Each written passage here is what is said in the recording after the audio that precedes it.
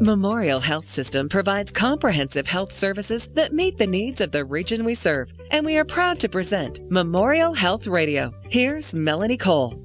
Heart disease is the number one killer of men and women and is more deadly than all forms of cancer combined. So today we're talking about heart health, and my guest is John Arnold. He's a nurse practitioner with the Marietta Memorial Hospital, Department of Cardiology at Memorial Health System. John, tell us about the prevalence of heart disease today, and what are you seeing at the hospital as far as people coming in with heart disease? Well, heart disease is as you said, it's the leading cause of death in the United States today. Between heart disease and strokes, it costs the United States about $320 billion annually. And what I see in the hospital, and amazingly enough, it seems that my patients are getting younger and younger. I see a lot of 40-something, 50-something-year-old patients with cardiovascular disease, and I'm 50-something, so it's kind of scary for me. Well, me too. I'm in my 50s as well. And tell us the risk factors. Why do you think you're seeing younger people coming up with heart disease? What are some of the main risk factors we should be aware of? The main risk factors for heart disease are hypertension, high cholesterol, smoking is a big one, diabetes, sedentary lifestyle, and obesity. Tell us about symptoms. How would somebody know if they have heart disease? And as we understand it, symptoms are different for heart disease in women and in men. So how are we supposed to even know that we have it? It's actually very rare that we see the classic crushing chest pain with the shortness of breath that you see on television. A lot of the symptoms are a lot more subtle. What I see here in the office, I see a lot of patients, they'll come in and they say, I've been short of breath over the last, 2 to 6 months, and it with exertion, when they notice it when they go up a flight of stairs, for instance. I have to stop and catch my breath. Or another hallmark symptom that I see in my practice is fatigue. A lot of these patients will complain about, I just feel tired.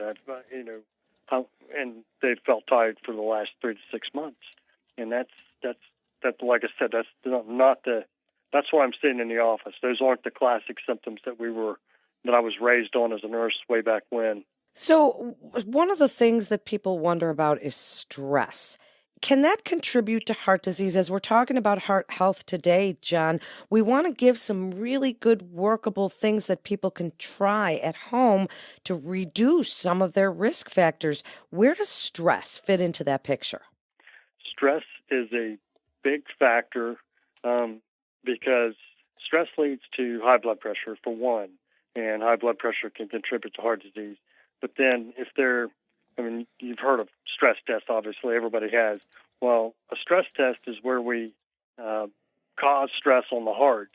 And so by causing stress on the heart, that if you've got a small blockage there or a moderate-sized blockage, when the heart is stressed, then those vessels constrict, making that moderate blockage even worse. So that's kind of where, in my head, that's where I equate stress to. The stress test is actually a stress test. So actually, outside stress, like everyday life, we all have stress. And the problem is so many of us don't necessarily know how to control it, and we can't really control it. But the biggest key is how to manage it. And I know control and manage is kind of a synonymous term, but in my mind, I'm thinking, we need to do something to decrease our stress load. Like, as you said earlier, exercise is a great stress reliever for sure. So let's talk about some of those lifestyle modifications, including exercise. So first of all, how much exercise do we need to do to really reduce our risk of heart disease? Current guidelines is 30 minutes once a week. I don't agree with that guidelines. I encourage my patients to get 30 minutes of exercise 3 times a week. But the recent studies are showing that 30 minutes is once a week is equivalent. But like I said, I like my patients to be as active as they can be. And, exercise, you used to think classically aerobic exercise like running or biking or swimming, something that's going to keep your heart rate up was good. But it's also been shown that something like weightlifting can increase your heart rate and can give you the same benefits. And what about our diet, John? How does that contribute or help heart disease if we are eating a lot of fish, getting our omega-3s from avocados and things like that, or if we're eating fried and processed food? How does that work into this heart disease picture? Diet has a big factor. We're the Big Mac generation. Sorry, I probably shouldn't have said that, but I did. But I mean, we're the fast food generation, and so all those fatty, processed foods are just not good for you. Now, I think I tell my patients, because most of my patients, I live in Southeast Ohio, so most of us are meat eaters. So I tell them, limit your red meat intake to once a week, and then get your proteins from white meat like chicken or fish. Fish is a great one because, like you said, it has the omega-3s in it. And then a lot of people don't eat a lot of vegetables, and leafy green vegetables are great. And I don't, fruits, I recommend fruit, limit the fruit intake. One serving a day, I think, is the current guidelines, but, get most of your nutrition from vegetables and white meats.